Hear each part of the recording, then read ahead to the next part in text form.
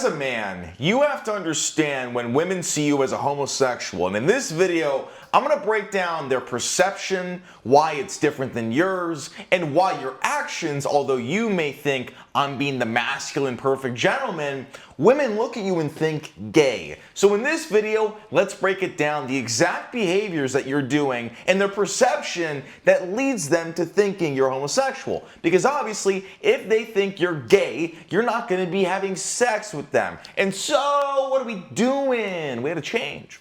So, what you'll see with my beautiful writing is the first thing, we have to identify what this creature is.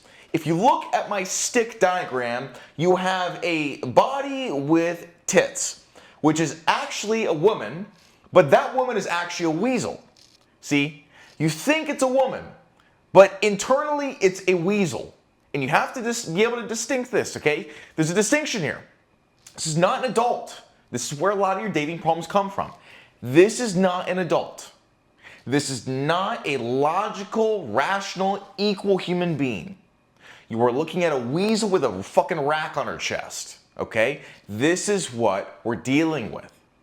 They're not logical adults. If they were, I wouldn't be making this video. So what is a weasel? Well, a weasel with tits is a logical, nonsensical, subconscious, emotional robot, okay? Now what is that? That is when a weasel reincarnates as a living adult, aka a woman. And that is exactly what a woman is. Illogical, nonsensical, subconscious, emotional robot. Now, that means that they perceive reality in a light that is hardwired and driven based on emotion and not reason or logic. And they operate in terms of decision making, in terms of behavior, in terms of what they do with their lives on subconscious, emotional, robot autopilot. Meaning, they gravitate on a subconscious level towards the highest intensity of emotion no matter what. No matter what. There's no logic in there. It's nonsensical. This is a weasel reincarnated with tits. And so because of that, they don't have conscious thinking. They have subconscious, emotional autopilot. You know when you're really hungry and you're like, I could eat anything? The hunger, the feeling of hunger is driving your decision making. You'll go to goddamn Burger King, you don't care. Because you need to survive. And it's that emotional feeling that's driving all of your behaviors and what you're focusing on. For women, or a weasel human hybrid, it's that all the time, but for attention and emotion and being slammed down, that drives everything. Literally from the second they wake up. Their hardwiring on how they live their lives and make decisions is male attention and emotion and tension and crying and feeling shit. And so they just do whatever gives them that all the time. This is why they pick guys that are insane, don't treat them well, because it's emotion, emotion, emotion. Even though it's negative, it feels the strongest. And so subconsciously, they can't help it. They just go with them. They can't help it. Okay? So now you know what we're dealing with. Now, when we talk about emotion, this is their compass of making decisions and whether they see you as straight or homosexual. Emotion or no emotion. And not just emotion, but strength and polarity of emotion. And is he superior? So there's two main driving forces. Do I feel crazy amounts of emotion, and is he better than me? And they have to be coinciding. No emotion plus not superior equals gay. That's it, you're cooked. You're gay. The only thing that matters is, do I feel a shit ton of emotions around him, and do I know for a fact he's better than me? This makes up a large portion of their decision making. And so this is their compass of deciding whether a behavior you do is straight or homosexual. If you're not superior, and if there's no emotion, or if the emotion is just all comfort, or all niceness or sweetness, and there's no polarity of negativity, then you're gay, sword fighting.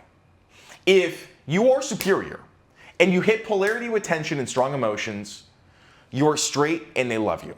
There's no in between. This is black and white. You need to have a line in the sand with yourself to clearly understand this and internalize it. So let's look at some behaviors that women view as gay. Number one, surprising her with flowers. Let's do our checklist. Does surprising her, going out of your way for her, and doing something unprompted, unearned for this woman, even such a thing as flowers, because you think she's going to like them and so you're concerned about her approval and doing what she says she wants, does that hit you're better than her? No. You know what that hits? He's below me. Why does he have to try so hard? Gay. Emotion. What emotion does this trigger? Thoughtfulness, niceness. There's no negativity. There's no polarity. Gay. Right? You're going 0 for 2 with this. You're not hitting anything important. Surprising her with flowers? Homosexual suicide off the top floor. Number 2, telling her she looks beautiful. What does this do? Not superior, inferior, having to try hard, caring about her approval. Why would you ever have to compliment a woman ever if you were never, ever, ever concerned that she was obsessed with you? You wouldn't. Like, you genuinely wouldn't. And not only that, where's the negativity? Where's the polarity? Where's the tension? Non-existent. All that's there is validation. Suicide, top floor, gay. Number 3, asking what she wants. Let's do our checklist. If we were so better than her, why would we ever even loop her into a decision? Like, it just doesn't make any sense. If you wanted to do something for the day and you were babysitting a weasel or you were babysitting a 2-year-old, you would not ask a 2-year-old what the 2-year-old wants to do. Because the 2-year-old will tell you, well, I want to shit on the wall and then I want to fucking throw up spaghetti. Same thing. There's no difference. Like, that's the hierarchy. And you have to understand, if you don't presume this authoritative figure of just like doing shit, telling them what to do, they will see you as below them. This is how they internalize things. Again, guys, weasel reincarnated. Cannot forget this. And then no polarity, obviously. Asking a weasel what she wants, now she views you as a dumbass. And gay. Number 4, following her lead ever. Terrible. Let's say you're gonna make plans with a girl. And you're like, yeah, let's do this and whatever, right? And she's like, okay, but we have to do this time or whatever. That's following her lead. That's a form of it. That's a test. And so when you follow a woman's lead and you say, okay, yeah, no problem, I'm always available. Inferior, she's calling the shots, right? Checklist, she's calling the shots. And no polarity, no tension, no fight. You didn't even put up a fight. You just followed her lead. You didn't even hit back emotionally, verbally. Okay, don't arrest me. So, what happens? Sword fighting. Number 5, not trying to close the deal. Men have been so psyoped to not try and physically go for it with women. And it's literally insane because that's all women want. And so now we have a generation of like the most timid, passive men in the world. And so if you do not go for it, she will think he's weak, he's passive, he must be nervous, which means he's below me. Because if he was actually superior, he would just know he has me and go for it. And then, of course, there's no tension because there's just like softness and kindness. And so, back to the checklist, it's feminine. It's homosexuality. You must be going for it, or else you think you're literally gay. Number 6, having her drive you. This is crazy, okay? You're gonna tell me you're gonna risk your life to please your woman, which is already gonna get you killed, to have her drive you around. Weasel. You're telling me you're gonna have a reincarnated rodent drive you around and risk your life. You must be suicidal because this is insane. And then of course, if she's driving you, then she's above you and you're not superior and you're the pasture princess and there's no tension. The only thing she feels is disgust, but in the worst way, because she's like, why am I wearing the pants? Why am I looking at the GPS? Why do I have to think? Why do I have to use my brain? Why am I the one taking him? Gay. Number 7, cooking for her. This is nuts, okay? This is psychotic. If you ever cook for a woman, Magic Johnson, okay? Like, this is insane. No woman feels that you are superior when you are stirring chicken, cutting tomatoes. Like, this is insane. There's no way on planet Earth a man can cut produce and turn on the stove and put shit in the oven and look like a man. Think about that. There's not one time on planet Earth you're baking a fucking cake looking like a man. It's impossible. And so women are hardwired to know that that's their job because there's nothing else they can do better than us. And they can't even do that better than us, honestly. It's just the one place they won't fuck up.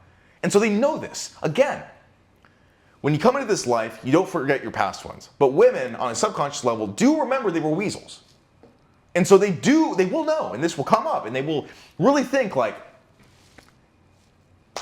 I used to be a rodent, and now I have this guy cooking for me. This doesn't feel right. They'll know it on a gut rodent level, a gut weasel level. They're like, this doesn't feel right. I should be doing this. This is weird. As a result, the emotion of kindness, the tension, and the feeling of, this guy's got to be really below me because he's cooking for me. Number 8, never bossing her around. It's a big mistake. It's a really big mistake. God, I wish I could put my foot there. You have to understand, bossing women around hits nature. It is totally aligned and congruent with the roles we should be in, and they know it on a deep level, okay?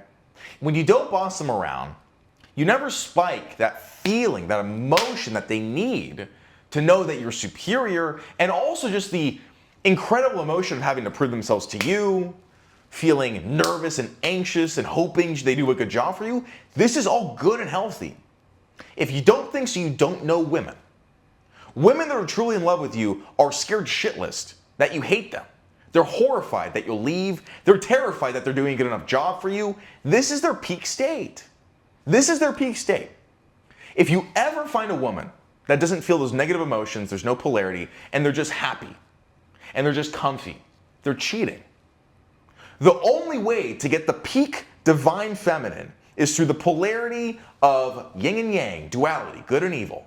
This is it. This is how they operate. And so when you don't boss them around and you don't do that, and they never feel like they have to prove themselves to you, they never feel like you're an authoritative figure that can just tell them what to do, then they start getting cocky, they start getting arrogant, they start getting pissed. And obviously these behaviors can happen at any time. Bossing around is more later in the situation, the relationship, but a lot of these are before you even meet her. Like if you do the flowers on the first date, it's over. It's over.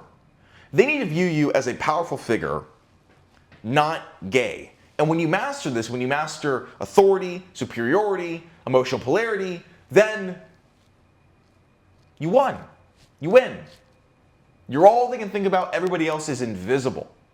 If you want to actually master your dating life, your modern dating life, female psychology knowledge, everything in between so that you're no longer powerless with women, click the link below. I'll see you in the next video.